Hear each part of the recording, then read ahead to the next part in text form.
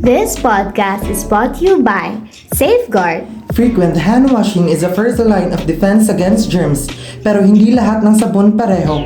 Hand washing with Safeguard helps prevent germs from coming back for up to 24 hours. Wash hands properly, stay safe, Safeguard. Hello, hello, hello. Welcome back to Typical Pinoy Talks, where we talk a bunch of things. Halloween Special Edition.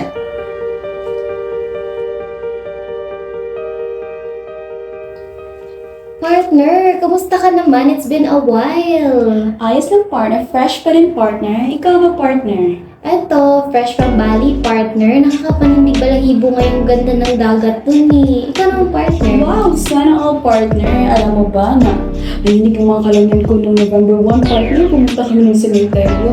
Ay, talaga kami din. Pumunta kami doon. May nakita nga akong mga bungo. Ba't may mga galing doon? Takot na takot ako. Pero, hindi lang. Okay lang ako. Kaya ko naman ang self ko. Pero partner, actually, di ba Halloween special tayo ngayon? Yes, of course partner. Partner, ayoko talaga tong episode na to. Why naman partner? Kasi, kapag sa gabi di ako nakakatulog pag may mga usapang ganito, ayoko talaga yung mga multo. Di ako naniniwala sa ganyan, pero takot ako. Ay, ikaw mo lang sa noo mo partner na hindi magtotoo ang mga multo. It's just, mga guni-guni lang na. Guni-guni, talaga lang. Ngayon yung mga natin, mga color natin, sobrang grabe yung Can't wait to hear their stories partner. Ako din. Ay, oo nga pala partner, mag-recap muna tayo. Last week, di ba? May mga color tayo na pag-usapan natin yung mga experience na mga dalaga at pagbibinata ng mga natin ngayon, mga teenager. Ikaw ba partner nung bata ka pa? Anong masasabi mo sa sarili mo? Ano bang tipo kang estudyante dati o bata? Naku partner, yung estudyante ko, panay laro doon, laro dito, salita doon, ganyan. Oo nga partner, nakakapanglaki yung mata yung mga bata ngayon. Sobrang hilig na nila sa cellphone. Ako dati wala akong cellphone, mahirap kami nun. Lang na ako partner, B612. Ay, Ngayon, talaga? nakaremini na. Ay, grabe. Ako, retrika ako dun. Selfie gods ako dati, partner. Okay. Tama na yung pag-recap natin. Ngayon, tawagin na natin ang una nating caller partner. Sige partner, Let's go! let's go!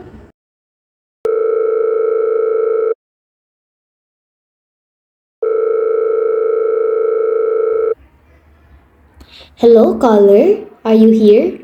Yes po, naririnig niyo po ba ako ngayon? Oo naman caller, loud and clear. Pakinggan natin ang kwento mo. Sige po. So nangyari po ito last 2017 nung nagbakasyon ako sa bahay ng aking tiyahin doon sa probinsya nila. At naitaga ko talaga ito sa bato na experience na ito. Wala akong kadaupang palad na mga tao at mga bahay doon. Pero noong nagmuni-muni ako sa terrace ng auntie ko, may nakita ako na bahay na iba ang aura. Nagtanong kagad ako sa aking tiyahin at sinabihan niya naman ako na haunted house daw iyon na may mga pader na may tenga at mga pintuan na may bibig. Hindi ko makakalimutan na sinabihan niya ako na pag andyan ka, magdala ka ng suot na pula at bawas-bawasan ang iyong mga salita. Dahil buhaya ako sa katihan at gustong malaman na totoo ba ito o kwentong kutsero lang, nagpasya ako na pumunta sa bahay na iyon at inaaninyahan ko ang aking kaibigan na taga roon na samahan ako. Pinayagan naman ako ng auntie ko na mamasyal dahil kasama ko naman ang kahiraman ko ng suklay at mukhang mapagkakatiwalaan naman din. Hindi nga lang alam niya kung saan kami pupunta. Nagmamalakas loob kami ng aking kaibigan na pasukin ang bahay na iyon. Kahit na nang pumasok kami, ang mga aso ay nagtatahol. Ang simoy ng hangin ay sobrang lamig. Ang kaibigan ko ay higpit ng kapit sa akin. Nakita ko nga sa kanyang mga mata na natatakot na siya. Sinabihan ko na huwag maging bahag ang iyong buntot, kalalaki niyang tao. Ang ingay na namin doon dahil parang maiihi na siya sa takot. Sa ilang saglit, ang pintuan nito'y bumukas ng kusa at isang malamig na hangin ang pumasok. Bigla nga kaming may narinig na malakas na tawa noon mula sa kusina. Hindi namin alam na kung saan galing yun. At kung sino ang taong humalakpak noon. Ngunit wala namang tao roon. Ang sabi-sabi, ang bahay na iyon ay tahanan na multo na may ngiti na tila kalahating banana. Laging handang magtago sa dilim at ang tawa'y nakapanindig balahibo. Biglang hindi gumana ang lampanerya ng aming ginamit at nandilim ang paligid. At narinig namin ang tindig na nagsabing, ang mga nagmamadali, madalas ang nauurong. Lumabas kaming ora mismo sa bahay na takot. At mula noon, hindi na ako pumupunta sa mga haunted house dahil parang ako ang pumukay na sariling libingan.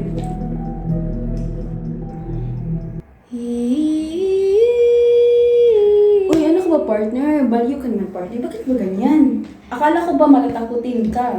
Joke lang, partner. Gusto ko lang takutin kita. Talaga, magkatabihan ka niyan mamayang gabi, partner. Uy, wag naman.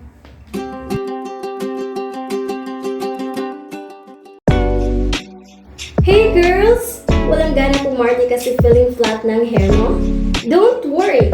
Get your hair bounced with Palmolive Naturals na may 100% natural coconut cream extra. Hair is so soft. Parang bonggang-bonggang hair bounce. Bounce dito, bounce doon.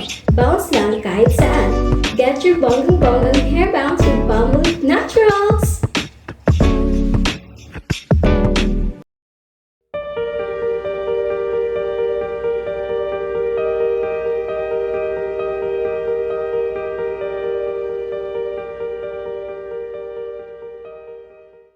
Uy, partner, may bago na naman tayong color. Ay, grabe naman itong mga listeners natin, partner. Ang daming entry. Sige, pakinggan natin yan, partner. Hello, caller number 2. Hello po. Matagal na po akong nakikinig sa podcast nyo. Naisip ko na mag-share ng story sa inyo. Ay, wow naman. Sige, pakinggan natin ang kwento mo. So, way back when I was a child, palagi akong naghihintay ni nanay sa labas ng eskinita kasi gabi na umuwi si nanay sa bahay galing sa trabaho. Kasama ko rin lagi yung kapatid ko na maghihintay sa labas. So isang araw, pasadong alas 9 ng gabi, ako lang mag-isa lumabas ng bahay kasi natutulog na yung mga kapatid ko. At si tatay naman ay nagtatrabaho sa barangay na malapit lang sa amin. Yung lugar namin is parang compound lang. Habang ako ay naghihintay kay nanay sa labas ng eskinita, parang tumaas ang aking balahibo at natatakot. Kaya daling-dali umuwi ako sa bahay kasi natatakot na ako at may nakasalubong akong lalaki at kinausap niya ako sa malapit na puno. Sabi niya raw may nakita siyang babae na maliit na umakyat sa puno na nakaputi. Kaya ako tumatakbo ng matulin papunta sa bahay at diretso na sa kwarto dahil sa takot. Kaya ayun, nakatulog na ako habang wala si nanay sa tabi ko. Ay, partner, nakakaloka naman yung kwento niya, partner. Oo nga, partner. Kinalabutan ako. Ikaw, caller, ano ba yung nararamdaman mo ngayon? Sa ngayon po is natatakot ako kasi bumalik yung mga alaala yung nangyari sa akin. Oo nga sobrang nakakatakot. Thank you, caller, sa pagbibigay ng lakas ng loob para magkwento sa inyong story dati at maalala mo yung mga nakakatakot na experiences mo.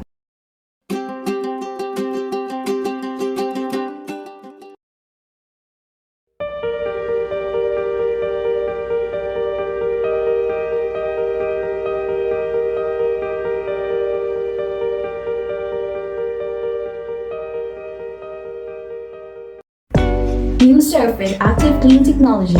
Mas pinagaling magpaputi, magtanggal kulong at mas pinabango pa. Singgaling ng mamahaling panlaba pero di mamahalin. 5.50 lang SRP. New Surf with Active Clean. Ayun. Ang dami na nating caller. 2 caller na yung napagdaanan natin at sobrang nakakatakot yung mga pinag-story nila sa atin, partner. Ikaw ba, partner, para sa'yo, ano yung nakakatakot na nangyari sa buhay mo? Alam mo ba, partner, mas nakakatakot pa to kaysa sa Halloween, partner. Talaga, ano ba yan? Alam mo ba, ginost ako ng kachat ko kagabi, partner. It breaks my heart. Oo. Ay, grabe naman yung ano mo, partner. Jowa mo ba yan o hindi? Ay, next question, please. Ayan, put a label on it, partner. Sabi nga ni Meghan Trainor. Meghan Trainor ba yun? Ay, parang di Meghan Trainor yun. Tama ba o hindi? Ay, ewan ko. Ano ka, partner? Sige na nga. Oo nga pala, partner. Itong third caller natin, grabe, sobrang daming entry nila sa on the special natin. Nakakabilib to mga listeners natin. Favorite edition ata ito na nila, partner. Oo nga, nag-aabang talaga. Itong third caller natin, nag-email sila sa akin, sa email natin. Ay, oo nga pala, insert ko may Facebook page kami, guys. Follow our Facebook page, Typical Pinoy Talks. Also, follow me. To your Saan? hearts. Ay, to your hearts. Grabe naman. Naka-insert pa. Hindi pa Valentine's Day Mamaya na yan. Oo nga pala, itong caller natin, sabi niya, nangyari daw to sa nanay niya. Medyo natatakot siyang i-share to. Pero gusto niyang manindig yung mga kalamnan natin, partner. Wow naman, partner. Ayan. Ang tiba naman ang loob nitong caller natin, partner. Oo nga, partner. Tara, samahan niyo kami. Pakinggan na natin ang ating caller number 3. Hello, caller number 3. Hello? Handa ka na ba, caller? Handa na po. Ang nais kong ibahagi na katatakutang karanasan ay nangyari ito sa loob ng aming bahay. Gabi na nun at ang aking nanay at ate lang nasa loob ng aming bahay. Kwento ng aking nanay, papasok siya sa loob ng aming kwarto papasok siya sa loob ng aming kwarto nang may nakasalubong siyang isang babae kapusturan ng aking ate. Ngunit, napag-alaman niya na sa mga oras na iyon, ang aking ate ay nasa loob pala ng aming banyo. At imposibleng siya ang nakasalubong niya dahil matagal siya na nasa loob ng aming banyo.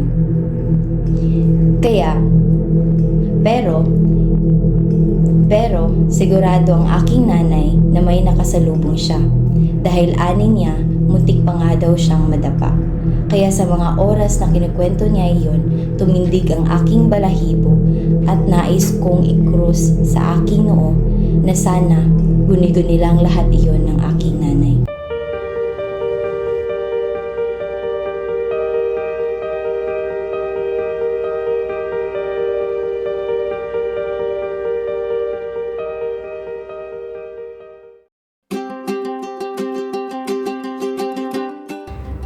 Alam mo ba, partner? Nagbalik tanaw sa akin yung karanasan namin nung high school. Same din sa story nung third caller natin. Yung principal namin is pumunta daw sa lobby ng grade 7. Nag-greet yung mga students na good morning madam, good morning ma'am. Pero walang kahit na anong response. Then suddenly, tumagos na lang siya sa bintana at nawala na lang bigla. Then the next 30 minutes, dumating na yung principal and doon nila nalaman na yun pala is double ganger ng principal. So, ayun, hindi siya pinalabas, sa office para hindi siya ma-meet ng double ganger niya. Diba, partner? Nakakaloka talaga, partner. Nakakatakot, partner. Parang maiihi ata ako sa takot. Charot lang. Hindi nga, di ba, partner, sabi nila, pag nakita mo daw yung doppelganger mo, pag namamatay ka daw, diba? Yan din sabi-sabi nila, partner. Kasi kailangan daw, isa lang daw mabuhay sa inyo. Sabi ng mga matatanda. Kakatakot. Oo nga pala, partner, may fourth caller pa pala tayo. Ay, Grabe. wow, grabe. Ang dami nilang entry. So, partner, i-entertain mo na, partner. Sige, partner. Hello? Is this the fourth caller? Hello po. Oh, hello. Hello then. Magandang hapon po. So, ready ka na bang magkwento? Yes po, ready na po magkwento. So, itong kwento na to, siguro hindi to ordinaryo kagaya ng mga naunang kwento. Kasi, nung Sa unang panahon, hindi ako naniniwala sa mga ganito. Ngayon lang ako naniniwala, ngayon mismong taon na to, nung marami akong experience nakikita mismo sa dalawang mata ko. At simulan ko na ang aking kwento. 12 ng Agosto ng kasalukuyang taon nang maganap ang isang pangyayari na mas nagpatibay ng aking paniniwala pagdating sa usaping kinalaman sa eksorsismo. Bandang alas 7 ng gabi ng kaparehong araw na yun, nang ipintawag ako kasama ng aking mga kaibigan ng Cora Paroko sa aming pook. Walang ano-ano ay pumunta naman kaagad kami sa simbahan sa aming nayon. Pagkarating namin doon, ay nag-antay muna kami ng ilang minuto. Hinihintay namin yung sinabi ni Father, yung babaeng sinaniban ng masamang elemento. Makalipas ng ilang sandali ay dumating na rin yung pasyente kasama ang kanyang buong pamilya. Pagkarating nila ay nagdaos muna si Father ng kumpisal. Ito kasi ang ginagawa kapag may eksorsismo na gagawin. Ilang sandali pa ay natapos na rin ang pagpapakumpisal at lahat kami ay nagtungo na sa pagdadausan ng nasabing eksorsismo. Habang kami ay papunta sa mismong lokasyon, ay nagtanong muna ako sa kaanak ng biktima. Nagkaroon muna kami ng kaunting pag-uusap. Ilang sandali pa ay pumasok na si Father sa lugar na pagdadausan in the prayer room. At bilang opisyal na paghahanda ay nagdasal muna si Padre. Kasabay nito ay ang paglalagay niya ng banal na langis sa bawat kwadradong sulok ng kwartong iyon. Matapos ito gawin ni Padre, ay nag-usal muna siya ng dasal sa harap ng pasyente. Sabay sabi sa amin na magdasal kayo ng banal na rosaryo at yung panalangin ni San Miguel Arcangel. Sinunod namin ang sinabi niyo ni Father. Habang kami ay taimtim na nananalangin, biglang nangisay ang biktima. Kasabay nito, nagbago ang kanyang boses at sinabing, "Tigilan niyo ang pagdadasal sa banal na rosaryo. Huwag niyong tawagan sa Maria." Ngayon lang ako nagdadasal na nagkaganito ang anak niyo. Sabi ng Diablo, "Ngayon lang kayo nagdadasal na naganito na yung anak niyo?" Sabi niya sa magulang ng bata. Dagdag din niya, "Hindi niyo mahal yung batang ito kasi kung totoong mahal niyo ang batang to, hindi niyo siya pahihirapan. Tigilan niyo na ang pagdadasal ninyo. Mas pinapahirapan niyo lang siya. Hindi siya mapapa sa inyo ulit." Sisip-sipin ko ang kinang niyan. Yan yung unang alaala ko sa demonyo. Yung sinabi niyang, sisip-sipin ko yung kinang ng batang ito. Ni minsan hindi to kuminang, pero kung kikinang ito, sisip-sipin ko yung kinang niya. Sa oras na yun, sinabi ni Father sa amin na patuloy kayong magdasal. Bigla na namang naglulumpasay sa sahig ang pasyente, sabay titig sa larawan ng Panginoon na nasa altar. Sa litrato ka lang nagpapakita? Paano kanila makikilala kung dyan ka lang nagpapakita sa litrato? Sabay halikhig ng demonyo. Tinitigan din niya yung malaking krusipihiyo, yung nakapako ang Panginoon sa krus at sinabihang, "Ikaw, nakatitig ka lang dyan sa itaas? Ikaw, Panginoon, nakatitig ka lang dyan. Lumiliyab nga yung puso mo. Pero anong magagawa sa nagliliyab na puso? Kailan ka bababa dito? Napapatanong na namin yung mga tao kung totoo ka ba." Yan yung sinabi ng demonyo. Habang patuloy kaming nagdadasal ng banal na rosaryo, bilang sumigaw na naman ang may sanib at tumitig sa larawan ni Maria na nakasabit sa kaliwang bahagi ng dingding. "Huwag kang bumaba dito. Hindi ko gusto ang anghit mo," sabi niya. "Yang rosas mo."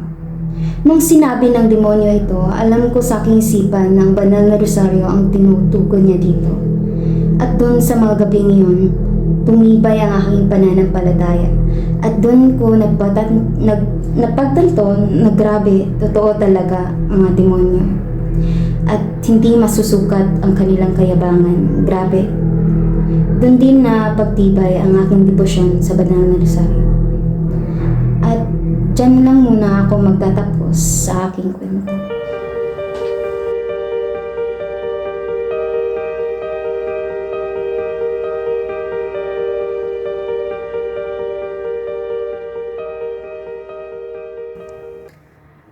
Among all the stories, na-realize ko, partner, na ang mga bagay na hindi natin nakikita ay talagang andito sa mundong ating ginagalawan. Kailangan lang nating i-cross sa noo na kung tayo ay may matinding pananampalataya sa may kapal, then magiging okay lang tayo, partner. Di ba? Right? Magandang lesson yan, partner. Ako naman, sa dami ng entry na napakinggan natin ngayon, talagang natatakot ako. Kasi dati hindi ako naniniwala sa mga ganyan. Pero unti-unti na akong naniniwala sa mga multo, partner. Kasi ako na mas takot talaga ako sa tao kaysa sa mga multo, partner. Mas natatakot ako sa mga taong sinasaktan tayo. Uy! Ay, yun, partner. Ako din, partner. Takot ko maiwanan, partner. Oo nga, partner. Ako din. Takot ako i-ghost. Tulad mo, diba, ginost ka, sabi mo nga. Pero hindi nga, partner. Madami kasi mga tao na mas masasama pa siguro sa mga multo. Sa tingin ko. May mga taong sinasaktan yung mga tao na wala namang ginagawa sa kanila. Yung mga taong walang kapangyarihan. May mga taong mayaman na tinitingnan yung mga tao as mga mababang tao sa mundo. Tama ka dyan, partner. Pero partner, alam mo, yung mga multo na yan, idasal lang natin yan. Tsaka, hindi naman siguro tayo gagambalain pag di naman natin diba? Pag hindi natin ginambala, Oo. partner. Pero hindi natin sure, kagaya nga ng last caller natin, sobrang kakatakot yung experience niya na ma-experience siya sa mga nakikita niya exorcismo. Na ako, hindi talaga ako naniniwala dyan sa ganyan dati. Akala Ikaw ba? ko sa ano lang yan, partner, sa mga movies. Oo, akala ko din. Tapos nung napakinggan ko yung sa kanya, talagang tumaas yung mga balahibo ko. Tsaka nanginig yung kalamnan ko, partner. Pero yung lesson talaga dito, partner, ano masasabi mo? Lesson for the day, partner. Lesson for today is, go with the flow, charot. Have faith siguro. Have faith And and pray and pray. Mm-mm. So yun lang, guys. Thank you for listening to the Typical Pinoy Talks. Sa susunod na week na naman, let's talk about a bunch of things na naman. Pero another series na naman, partner. Sana abangan nila yun. Thank you, Thank you everyone. and God bless. Thank you for listening to the Halloween special edition. Bye-bye!